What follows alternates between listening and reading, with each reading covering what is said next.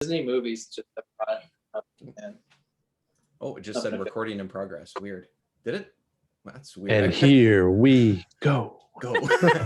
Yes, I love that. Yeah. That's one of the best deliveries for something like that. Okay. All right. We'll jump right in. Yeah, that's it. At some point, it'll give me the warning to sort of reset the meeting, and we'll just do the same, hit the same link and reset kind of thing, because I'm too cheap to spend any money on Zoom. So Yeah. that's fair. But I like, because I can record everyone's audio on different tracks. That's why I like using it. So it's better for editing. We use Zencaster because they just did like the video kind of thing with it now, so it's nice. Okay, I was looking at that. I was thinking about it, but haven't actually dug in. But it's pretty reliable. It seems good. Oh yeah, you separate everybody's tracks different. You don't have to record the video, but you can use video to like talk, and it just records the audio. It's nice. I mean, that's what we've been using since the pandemic. We got that. So all right, I'm gonna look into it. It's reliable. I have all the nice editing programs and stuff, so like for me, it's just a matter of like whatever the best way to get the audio and the video if we need it in a good place and stuff. So seems to work out. So yeah. Anyways, all right, let's get going, and let me just put this on a silent. Whoops. Oh, there's an email. I'm so professional. Okay. Welcome, everyone, to Back in My Day. My name's David Petrangelo, and this week, the not-so-stereotypical millennials are joined by a special guest who we will get to in just a moment. So this week, I'm joined by... Michael R. Power. And Ian Walter. And... Lauren Romo. Hello. Thank you so much for joining us. We rarely have guests. I don't know if people don't like us or if we smell even over the computer. I'm not sure what it is. It's our fault, to be honest. It's our fault. Welcome. Welcome. We don't it's invite good to know people. where the problem is, like knowing where it is. Yeah, that's a big step, fellas. It's a really big step. Step really one. Okay, guys, we did it. We got step one. Yeah. All right, Lauren. For those that don't know, what's your connection to the podcasting and nerdy world? Because that's why I thought I'd reach out to you and stuff. I thought it was absolutely perfect to have you on. Why don't you tell us about your dealings, so to speak? Yeah. So, so 2 years. Well, it'll be 2 years in August. My cousin and I started the GALactic podcast, and man, we him and hawed about it. I don't know if you guys probably felt the same way about starting a podcast, because there's tons of them, right? And who's going to listen and all that stuff. But we felt that it's a strictly Star Wars podcast, that one in particular that I do, and we just felt that we have fun talking about it. My brother was the one that really kind of pushed me and her to do it, because we would just talk Star Wars at family functions like all the time. Like we would sit in the corner or sit wherever and just be like, dude, oh my God, The Force Awakens or Last Jedi or blah, blah, blah, blah, blah. And we'd go into these half hour, 45-minute conversations. And my brother would sit there because he's like a closet nerd. Like he likes the stuff, but he's not like nerdy like all of us, right? Like he's not hardcore. So, him encouraging us, kind of, me and Andrea looked at each other. We're like, but who would listen? So, we did it, and we're having a lot of fun doing it. So we've been, like I said, so August will be our 2 years of doing that. And then a couple months ago, two of my friends and I started another podcast just called the Geek Broadscast. And that's where we kind of talk about everything geeky, like anything nerdy, any IP, like anything. So it's been a lot of fun. I mean, you get to meet cool people like you guys, and meet other people, other fans that are like as passionate about this kind of culture, this type of thing that we all enjoy and love. So it's a lot of fun. Yeah, that's a big part of it, right? I mean, it seems like you fit right in with us. Yeah, honestly, and the whole story of like, I think that happens a lot with just sort of I don't know if you want to call it indie podcasts or just podcasts in general. I think when they weren't even called podcasts, 15 years ago or whatever. I think that's just how they started. It was just, hey, we do this and talk about this all the time. Why don't we just hit the record button? That's kind of what it feels like, and kind of why I ended up myself getting into broadcasting. My story to people is, hey, I mean, I don't do sports for work, but I go, well, if I get into media and broadcasting, I know enough about this anyway. Why don't I just try to make it a job? And it's sort of feels the same thing for podcasting, where it's like, we do this all the time anyway. Every time we get together, what do we talk about? What do we do? Let's just hit the record button. What's the big deal? It's just another excuse to sort of get together and do this. So, so I think we have a very shared history or story there. So, yeah, it is one of those things where like once you do it, you kind of get addicted. I don't know about you guys, but like you kind of just like doing it. Like you enjoy getting behind a mic and like talking to people and just talking about things that you grew up on or things that you are really passionate about. Like it's just fun. Because the world sometimes sucks, right? Like it can be like, it can be like pretty like an escape. So, yeah, right, yeah, it is. It's like an escape. It's like going to the movies or like watching, whatever like geeky show or whatever. Like it's just an escape, and it's just a lot of fun. Yeah, and like I said, I think the big thing for me is like meeting other people, because me personally, I'm a pretty introverted person by nature, so. Like me talking to other people, like it's been fun, and it's been like it's just been enjoyable knowing other people like have as much passion, because like I mean, I don't know if you guys like growing up, like we might have like had some friends, but like I never nerded out as hard as I do now when I was a kid. Like I just have found more people to do that. I don't know if you guys have felt that way, as you gotten older, but like that for me, that's what I've noticed for sure. Is like growing up, you get older and then you find people that are as passionate as you were. Like when you were a kid, you're like, man, where were you when I was like in 6th grade? Right. Like this would have been awesome. Yeah, I can echo that in that, you're always looking for someone you can talk about this stuff with. And now I know that I can definitely talk with these guys. And like, as you meet more people, you figure out like who wants to get as deep down in the trenches with you when it comes to this nerdiness and fandom. So yeah, yeah, we're all just constantly nodding as we all say this. Like, yeah. It's like, yeah, It's all shared experiences, right? Yeah. The day for us, it was enough times where we would go hang out with the wives, and then it would just be me and you ending up at the bar. Talking about Star Wars for an hour, and then should we leave you guys here? It was like, should we just like go do our own thing? Like, we're, what? Honestly, they would have left, and we might not have even noticed. Whether they give us a heads up or not. It's crazy too. So I was able to go to Star Wars Celebration. If you have never been to a convention, first of all, go. And jealous. To go to a Star Wars one too, dude, it's an experience. Like I can't wait. I'm trying to go to Anaheim in 2022. But it's funny because I know a lot of people that met people at Star Wars Celebration, and they started a podcast. Like they started a podcast with people that they literally just met at this event. Like it's crazy how things like this, like shared experiences or shared like love for Star Wars, Marvel, whatever, can like lead you down to something that you never really thought you would do, for sure. Right. So it's a lot of fun. Okay, so that's a perfect jumping off point then, because Mike, I keep calling it, I keep wanting to use the word initiation, and that's not right. Yeah, no. We're not hazing you here. No, it's not a haze.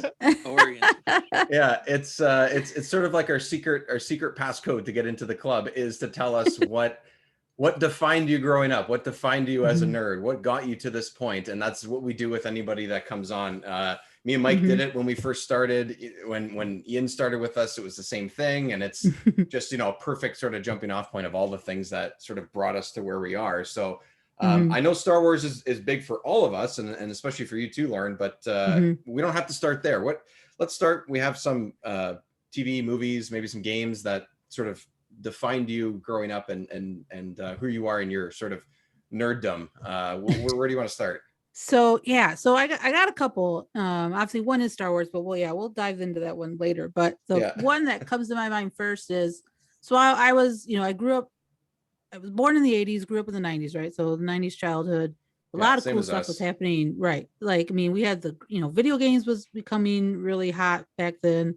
Obviously the internet, everything was like really, I think, huge in the 90s.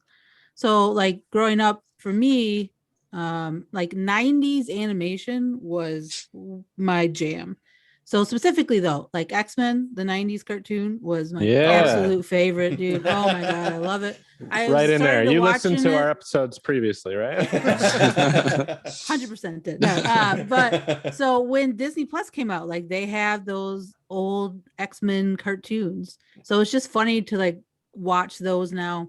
And then Spider-Man was a huge, again, back in the 90s, that animation, that cartoon was great. So like that I think those got me into specifically obviously animation. Like I don't think I would be watching animation as much as I am now if it wasn't for like X-Men and Spider-Man and all those 90s cartoons, but really specifically X-Men and Spider-Man, because that got me into like superheroes and all that genre. So those were probably like the two big animations back then, but there were so many like in the 90s. I mean, you had Batman, you had, I mean, Voltron was huge for me. I mean, there's just so many. They're like, as a kid, like you really did have in the 90s, I think, really great cartoons to latch onto and to like really jump into. I mean, like, Transformers is one of my favorite IPs, and I love that cartoon back then. So, you know, I think animation specifically, but in the 90s was like really big for me because, again, I think I watched, now I'm into like the Bad Batch and I watch Rebels and all the animated Star Wars. I watched Voltron, the Netflix series that came out, the Transformers that came out on Netflix. Like, so I'm a super nerd when it comes to animation now. And it does go back to that time of watching those on like Saturday morning and all that stuff. So I don't know. I mean, obviously it sounds like you guys are huge animation too. So oh my God. The best in the 90s. The best. Oh, Saturday morning cartoons were my jam. Yes. And is that even a thing anymore? Is that like an old person thing to say? Like, do kids get up? It kind of feels that way, right? Yeah. Like people, they have because it's all now. on streaming now. There's no like get up for 8 a.m. and like, you know what I mean? I don't sit there at 8 a.m. and right. It was the only time during the week that you could get the new episodes of the cartoons that you watched was Saturday morning, right? Like it was reruns after school of certain cartoons, but if you wanted to catch the new episode of X-Men or Spider-Man or any of those shows, I don't know, whatever you watched, it was like Saturday morning, and I would get up, you know, before anyone in my family, and I'd be watching Saturday morning cartoons on the couch. Those are the days, and those are the exact same ones I watched. Spider-Man, well, that's the thing on my list. X-Men, all those. Like, was it on your list, Dave? Because it was definitely on Mike and my own. I can't remember if X-Men was, but I know for sure for me it was Batman and Ninja Turtles. For sure. Batman. And then I had the real Ghostbusters. The real Ghostbusters you guys had. I had the weird pick of Arthur as well. So that was my other pick. Sus. You say sus? It's funny when you mention like the Spider-Man animated series, because I think that's the penultimate like that was my Spider-Man sort of experience for me. And you know, Mike and I sometimes on back in my day we do like these quiz show episodes that Dave puts together. Yeah. And Mike and I were pitted against each other over we're big comic book fans, right? So we were pitted together over the top or the first 50 issues of Spider-Man, like the villains. The villains. Oh yeah, that's right. Yeah. But for me, I do love Spider-Man and sort of his history, but I wasn't really deep in-depth knowledge to the first 50 issues of the comics. But it just so happens that the Stan Lee run is what inspired the cartoon. So when you're thinking about those villains that pop up in the cartoon, like those are what I went to pull from for the original Spider-Man villains, you know. So and I'm pretty sure you guys went for a while. We run the gamut on that one. There was 25 or 30 different ones, and you guys only missed a couple. Like, it was pretty good. That's what's exciting, like what they're doing, like kind of fast forward to now, like Marvel Studios, Kevin Feige, all of them, like what they're doing with these movies now specifically, like they're pulling from all those great comics, right? I mean specifically in the Winter Soldier, like they pulled that comic from Captain America where that gentleman, God, I'm blanking on his name now, the Black Walker? Captain America. No, the Isaiah like Bradley, they pulled that, Isaiah. Oh yeah. So they pulled that storyline. Yeah. So like that excites me for what they're gonna do for X-Men, really specifically, because now that they have the rights to those characters and everything, oh my God, I can't wait. Because I mean I'm a sucker for all the X-Men movies, I'll be honest. Like anything like X-Men's Origin was great. I loved all those movies. I loved all the older ones. But I'll watch anything with Hugh Jackman in it. So right. I mean, he's probably the best Wolverine that we will get, and it's gonna be interesting to see what they do with that moving forward in the MCU specifically, because knowing how deep they can go with that, like that whole group of characters. Oh my God, I can't They got wait the to see what multiverse they thing, do. right? They can get away with anything at this point. So Yeah. Maybe they will finally do the Phoenix storyline justice in a movie, because they've tried twice and failed miserably. I have to say, Dark Phoenix, I didn't hate it. I didn't hate it. But I'm a sucker for X-Men. Like, I am such a sucker for it. I'm like, you're breaking hearts. Look, these guys are. I didn't hate it. And I know there's like a really big, like the storyline is huge in the comics. Like it's a really big part of Jean Grey, her character and her growth and all that stuff. But I mean, you didn't hate it, but you didn't say it was good. So I can see see that's not fair, hating right? it. Right. Yeah. I didn't hate it. It wasn't like a perfect movie, like you said before. But it was great. Yeah. Right. It okay, was fun. I like will I said, say this. The expectation is so high because that storyline is so beloved from the cartoon. Right. Mostly, exactly. Yeah. Right. I want to see that version from the cartoon done properly, instead they have this like weird other. They never do it right, basically. I will say this. I was not a fan of Dark Phoenix, but I will say that it was not as terrible as the Fantastic Four reboot. Oh, I kind of like that one too. Sorry. No, like everyone's entitled to their own opinion, but in my mind, they have not done justice to my all-time favorite Marvel Comics villain in Doctor Doom. They have not brought him to the big screen in any sort of reputable way. So, you know, if they were going to do this whole third time's a charm, like I'm sure that they can do a good job with X-Men because I have enjoyed the X-Men movies, but they really, I think the bar is, well, there's a lot on the line for when they bring Fantastic Four into the MCU, I think. But I think that, you know, in Feige we trust, but it's going to be interesting to see how they do it. Yeah, and I actually liked those original Fantastic Four movies. They were entertaining, they were but pretty good. The villain was a problem. The villain was a problem. Yeah, they can do better, but I actually did mine at the time. But are also those earlier 2000s, 2005, whenever that one came out, even the Spider-Man movies, like they're good and everything, and they're fine, and we like them. But you know, if you made them now, as you can compare to what we've had in the last few years, you can see that there's improvements and stuff, right? But to in Mike's the writing point, and the way it looks, like there's little nitpicks like that you can kind of get to. Right. So. Right. To Mike's point, though, I give them a pass for being sort of pre-Iron Man.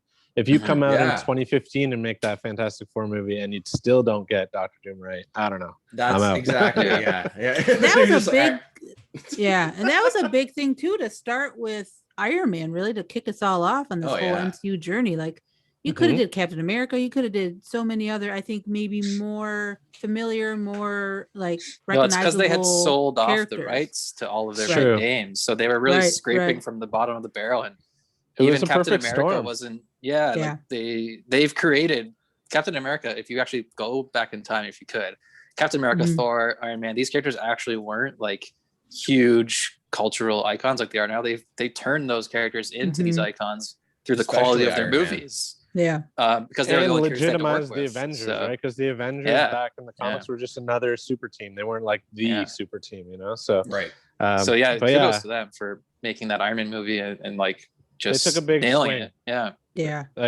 You know, Jon Favreau, Kevin Feige, Marvel Studios. It was the right people, big swing on Robert Downey Jr. and the that Iron was Man a character. Huge choice, right, for them to go with RDJ. And God, did he nail that? Oh God, he nailed that character. So perfect, so good. Just the perfect casting. Yeah, I saw it. Perfect casting. I saw a thing too that was maybe 2 weeks ago or something. It was whatever the anniversary was of the first Thor movie.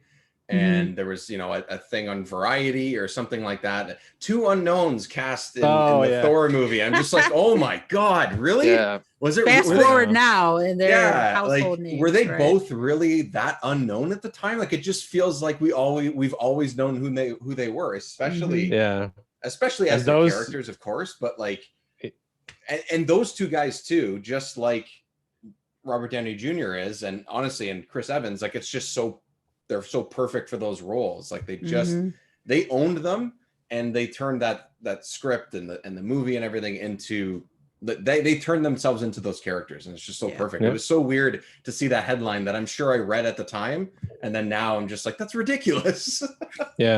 I mean, if you think about it, we mentioned how Hugh Jackman perfectly embodies the role of Wolverine. That's one guy in like a bunch of movies, but the Avengers was an entire movie filled with perfect cast. Right. So like that's insane. Good and bad. You know, like the bad guys, the good guys, like everyone is just sort of overall like just perfect. Yeah, even those background characters like Kate Denning as Darcy. Oh my God, like I love her. And then you have Catherine Hahn as Agnes. Like, how do you? Yeah, they don't mess up. I mean, that's one thing with Marvel. They don't. Yeah, their they just casting is on point. Their casting is on point. And when someone doesn't work out, they will replace them and move on. You know, and I actually enjoyed Edward Norton. Yeah. Like, I liked him as the Hulk. Yeah, too. I think that was a really good choice. Oh, I love him in so many things too. So it's just like, me too. I could watch him. Edward Norton. Well, that's the thing about the MCU. Like, you can look; they have 23 released films, and even your least favorite. Like, everyone's got a different ranking, right? But personally, my least favorite is The Incredible Hulk for reasons. But like, even that movie, I enjoy watching. There's not a bad movie in the bunch. So even like Thor: The Dark World gets a lot of flack, I still enjoy watching that movie. So right. Well, for me, you guys know my story is that third Thor movie, Thor Ragnarok. Yeah, Ragnarok is gonna, unless the next one blows me out of the water, that's just gonna always be my favorite. But the other two Thor movies, I could care less about. I could never watch them again, and I'd be totally fine. So it's just like, everyone's kind of got their own way that they want to see those movies. I had no expectation for where these characters would go, but then I watched it and I go, this is amazing. And someone might think the opposite way and think, well, I didn't like that direction and stuff, because there's so many possibilities. Like Lauren, like you were saying before, they can kind of go in so many different directions with stuff. And because these actors are so committed to their roles and they've written them so well, that it's like, you know, it's great either way. You know, no matter where it goes, you're going to find half the population of fans or non-fans like or love it, and that's great. Like, right, perfect, right. So I mean, you know, 80s 90s, like, it's how, like, animation was huge for me. So I think that was probably like one big thing that has really pushed me through to like what I love now watching, and like what I get excited about for. And then, so my other one though, like, growing up, Saved by the Bell was like my favorite, like, not sitcom. You know, I guess it is sitcom, like the kids sitcom, right? Yeah. Like, what do you call it? What do you call a kids sitcom? Yeah, I don't know. Right. Kidcom. We're coining that right now. That's it. Done. So, but yeah, like, who's got the money for a patent? I don't know. Right. Yeah. Call that Hollywood executive that we always. Yeah. Make that call. Mike. Make that call. Yeah. No, he's already made enough money off our ideas. Pick a new executive. But there's only one. Remember. Yeah, that's right. There's one guy that makes all the decisions. There's just the one guy. Right. We just call him. But yeah, so like Saved by the Bell, like, as campy and as cheesy as that show was, like, it's just one of those, like, you grow up watching like that type of show, or like Fresh Prince, or Family Matters, Step by Step, like all those kind of TGIF shows too. Like, they're just so, like, I don't think they really make those type of sitcoms anymore. Personally, I don't think, like, they're just, it's an old fashioned, I feel like. So like, watching those shows back when I was a kid, like, I loved them. Like I said, especially Saved by the Bell, because I loved Mark Paul Gosselaar, Mario Lopez. Like, that was a great kind of casting as those young kids. And then obviously growing up to like high school. And then I remember, like, my sister and my cousin, we were all huge Saved by the Bell fans. So like, there's that big event of Zach and Kelly getting married. Like, we were all about that when that was on. But I mean, like many sitcoms, it teaches you, like, you know, your morals and values, and, you know, don't do drugs, don't do all that stuff. So, you know, it does have a purpose. Although it is funny to think about, like when I was, like, as a kid, like, seeing Zach Morris, like, do timeout and everything freezes. Like, why are we even doing that in a sitcom? Like, it's so like random. Like, he has a superpower somehow. I don't know. It's funny thinking about it now. Like, watching it back then, you're like, oh yeah, totally, this makes sense. Like, he can totally do that. Like, what, no big deal at all. But yeah, like, I like Saved by the Bell in those kind of 90s sitcoms were huge. I mean, I don't know if you guys are big, like, TGIF Friday night peeps too, like I was. Like, I loved all of them, because they were just, like I said, they leaned into themselves a lot too. Like, they knew what they were. They were like a family, kid friendly sitcoms, but they leaned into all those tropes. And it was just, again, growing up, like, it's just what I remember sitting down and watching, like, with my sister or like my cousins or any of that stuff. Like, that's what we did on Fridays, you know, Friday nights, as, like, you know, 6-7 years old. We watch all Yeah. those like goofy sitcoms. Yeah, Saved by the Did you Bell. guys did you guys watch all those too? Like, Yeah, Mike I for sure did, right? Saved by the Bell, I think was big for Yeah, you. we always Mike, talk about Saved by the Bell. We did so an episode you on can, that, I think, Mike, but yeah. I wasn't as deep as maybe Mike or Dave, but no, I actually didn't watch it that much because I never had like regular cable growing up because we couldn't get it where I lived. So I only watched shows like that show specifically is one of them. And then like Beast Wars and all those shows that we've talked about before, Gargoyles and stuff. I never got that at my TV growing up. So I only got it when I went to like my grandparents' place or my cousin's place or whatever, which was Friday nights or Saturday nights or Sunday afternoons. Like, so I still got that sort of weekend feel of it, but like it was never a thing that I could turn on at home. But I have experience watching all of them, but just not probably as much as you guys did. Yeah, I was just gonna say, like, even if it doesn't rank like right at the top of the list, it's something that a lot of us just watched on the regular, like, and it was something that we could mostly relate to in ways, you know what I mean? So on that level, and then it's funny, like, even like so a lot of people during the pandemic, you know, they're making all these wild purchases. Myself, we have an exercise bike. Okay, there's like Peloton, there's Echelon, and the other day I find myself riding with Mario Lopez of all people. He's the guy that's like, yeah, let's go, and I'm like, all right, cool, and he's like talking about himself. I'm like, I'm with AC Slater right now. So like, what? You know, is he like running the class? Pumping iron. Yeah, he was running the session. Yeah. What? That's awesome. That's so awesome. Pretty funny. I don't know if it's funny, like growing up and then seeing these people that we watch as kids, right? And then like Mario Lopez does a bunch of stuff, and you know, you see some of these actors and actresses, right? So, but it's funny because like we all kind of like what Ian is saying, like we all know him as like AC Slater, like that. To me, that's what I will automatically associate Mario Lopez with, like with. Although now I only think of sexy Colonel Sanders. Yeah, I mean that's fair. That's fair. That's fair. That's very fair. Mike, whatever floats your boat, man. No one's gonna judge. That's fine. No judgment here. We don't kink shame around here, right? That's it. We're totally fine, cool, man. Yeah, all good. Hopefully, you guys understand the reference. And I'm not. Oh yeah. But yeah. Saved by the Bell was huge. I've seen every episode like 20 times because it played before school, high school. And I would like walk to my friend's house and we would watch an episode, then walk to school. And that's like a 4-year routine. That's amazing. And actually wife Power, when she did her orientation episode, she had Saved by the Bell. So we bonded over Saved by the Bell. That's just like, and the best thing about Saved by the Bell, looking back on it, is that it's so wholesome. Like the problems they get into is like, oh, like our consent form for our trip is not signed, or like the cookies are missing. You know, it's like not like. Then you watch like the kids are watching when days, cookies like, are Euphoria. missing. Cookies. Cookies are. Who told you could eat my cookies? Yeah. No one's like having sex and doing drugs and dropping out of school and parents are dying, or you know what I mean? Like we got shows Degrassi these days are so different.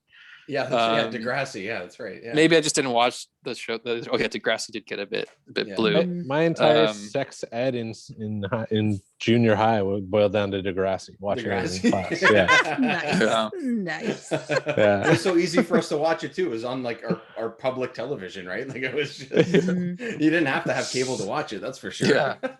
Yeah. I guess those kind of shows have always been around. I guess. I just like the wholesomeness of it. I don't know if that's what that is in today's day and age. You know what I mean? I don't know what I'll tell you one kids thing are watching to get that wholesome content these days. But. Yeah, it's probably not as like goofy and stuff like that, but I'm watching bit by bit the new Mighty Ducks show. Oh, me too. I had a feeling you were going to bring that up. And it feels a little bit like that. You know, it feels, I mean, it's definitely geared towards younger age for sure. And it's, you know, not something you have to pay super attention to. And if you have a connection to the movies, it's even better. But you know, it's kind of like that, and it's definitely wholesome. Mike, you use that word wholesome. That show is like just strictly that. I'd like to hear that. Oh, yeah, it's great for kids for sure. I'm enjoying it and stuff, but when you mention it, it feels like that. It's just a little bit less goofy, but it's still a lot of fun. So that's the first thing that came to mind. I have to mention before we move off Saved by the Bell that they did reboot it this year, and it's actually really good. See, I haven't watched it. I'm very concerned because, like, I guess I grew up on it. Like, I loved that show, what they did. And we talked about this on the Geek Broadscast before. Like, for me, reboots, there's a time and place for some of them, right? Like, there are reboots that are just like, dude, you don't really have to, like, just let it go. Why? And I feel like Saved by the Bell was one of them, but to be fair, I haven't watched that though. I know it's like Zach and Kelly's kids or something, like kids. Give in it a high shot school, because right? Okay, it's a reboot in the way that we like on the show. This reboots to be done, where it's like they what's the word? They acknowledge that the old one like existed, and it's just like in the same universe. It exists in the same world. Yeah, it's not like there's That's new cool. Zach Morris, a new AC Slater. It's like Zach Morris's kid and AC Slater's a teacher, and then it's like there's other kids then to focus on, right? And it gets a lot more diverse, and it sort of turns the tropes of the original on its head. So like Zach Morris's kid is in it, but he's kind of like not the hero of the story. He's kind of they're kind of like they're fighting over a parking spot, and then the other kids are like, why are you guys fighting over a parking spot? This is so stupid. Which is something that would totally be an entire episode in the original show, right? So it's like it comments on the original show. If you watch the original show, you get a lot out of it. It's actually well done. It's actually good, because I'm skeptical always when something is rebooted from our childhood. But this one's good. Yeah. Okay. I will take your word for it, and I'll dive into it. Check it out if you can find it, because it's hard to find. That's the only thing. It's trickier. That's a whole other issue, right? Yeah, I do have Peacock, so I will have to. I'll have to check that out. And I got Peacock just because I love Parks and Rec. That's a little side story. Oh yeah, but I love that show so much. So can't believe how much you're on my wavelength here. That's my favorite comedy. Saved by the Bell, Spider-Man animated. What's going on here? Yeah, I do like Parks and Rec over, and I'm a huge The Office fan too. Like, I liked it, but Parks and Rec for me is just, I don't know, so much better. You can say it's so much better than it's The better. Office. I agree. I think season 1 of Parks and Rec is my least favorite, because it kind of struggles to find its own footing. And then once it decides it's its own thing and not having to be really like The Office as much, then it becomes like a much better. It's great. I mean, I'm not a huge Rob Lowe fan, but the second he comes in that show, he's my favorite character. He's the